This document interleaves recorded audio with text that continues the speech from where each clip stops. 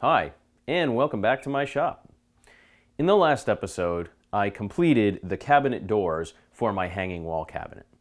So really, the only part of construction that's left is for me to complete the 3 drawers that fit in the bottom of the case. Now that's a fairly straightforward process. I'm going to hand cut the dovetails as I typically do. The only real curveball with this particular project is that the drawers are going to have curved fronts. For the drawer fronts, I'm going to use this single piece of mahogany. That way I'll have consistent grain across the 3 drawers. I left this material 7/8 of an inch thick, so it's going to be thick enough for me to cut that gentle curve in each of the drawer fronts. However, it's not thick enough that I can cut that curve before I separate each of the 3 drawers. So I'll show you how I'm going to accomplish the curves on those drawer fronts. If you'll recall back to when I created the drawer dividers, I actually left them a little bit long.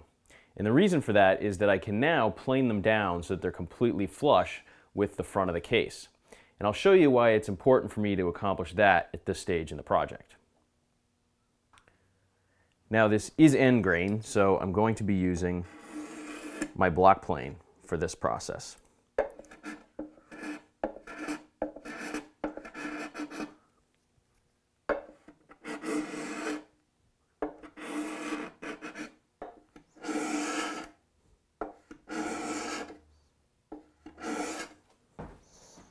Now that the drawer dividers are flushed up with the front of the case, I'm going to measure these drawer fronts referentially. That'll ensure that I get a really nice fit.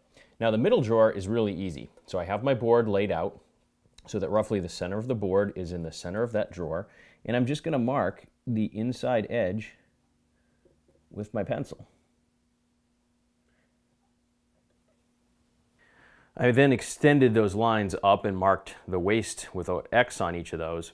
And then just so I don't lose my orientation, I'm going to also put an L and an R on that board, because once I cut that middle drawer out, I want to make sure I don't lose track of which is the left and which is the right. Now, before I go and start cross-cutting this board, I also want to cut it to final width. That way I'm not cutting 3 shorter boards to width. I can just cut this one long one to width. And I'm going to leave just a slight gap there, because with the grain orientation here, these drawers will expand somewhat top to bottom. So I'm going to leave just about 1/8 of an inch of gap there.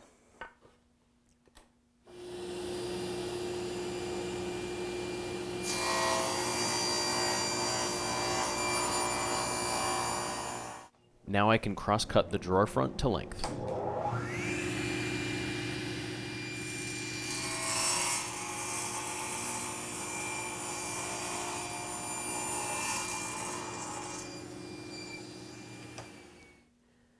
Back over at my piece, I've put an F on the face side of my middle drawer, and if I drop it in that slot, you can see that it fits just perfectly.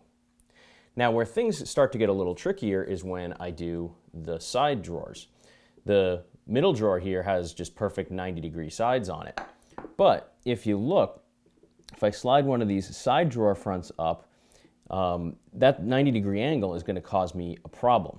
And to illustrate that, what I'll do is just drop the drawer front down on top. And then I've got my compass here, and I've got it loose right now, and I have it set at 90 degrees. So if I put that down at 90 degrees and then slide it up flush against that divider, you can see it moves a lot. It goes all the way down to 84 degrees. So that means I'm going to have to put an 84-degree bevel on the sides of both the right and left drawers. So now I'm just going to take that protractor and get it so that it just kisses the very top corner there. And I'm going to make my mark, and that's really there just to remind me which direction I need to cut that bevel. I'll have to set this same angle on my table saw before I make this next cut. Now that I have that line marked, I can go to the very bottom of that line, match that up against the inside edge of my divider, and then that's when I can mark the bottom of my other line and then extend that up, also using the protractor. I've got my blade tilted now, and I've ensured that the angle, when I sight it down the blade, matches the angle that I scribed on the drawer front. So now I'm ready to cut.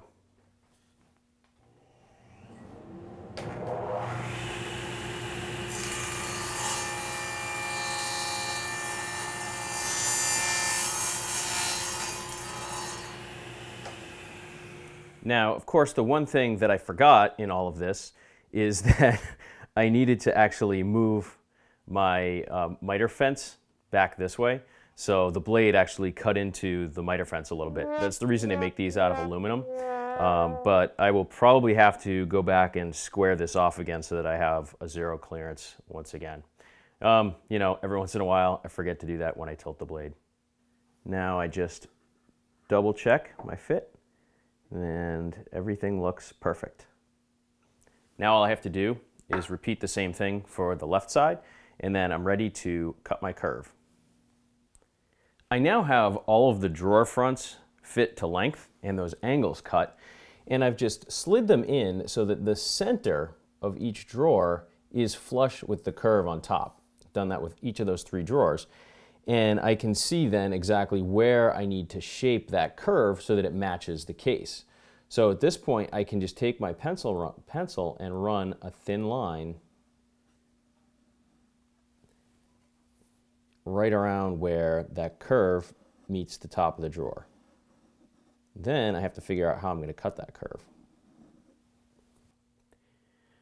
I didn't really realize at first how subtle the curve was going to be on each piece. I really just need to remove a tiny bit of material on this edge and on this edge. It's really not anything I could effectively do on the bandsaw. So instead, I'm just going to use my oscillating sander and just take off that slight amount and then do the final shaping with sandpaper by hand. Because I only have this thin surface to register this piece square to the base of my sander, I'm going to use a box, and I just double checked that this is square from the front to the bottom here. So I'll just use that box as just a way to register that piece to ensure that I'm keeping it completely perpendicular and that the sanding is completely parallel to the front face of that drawer piece.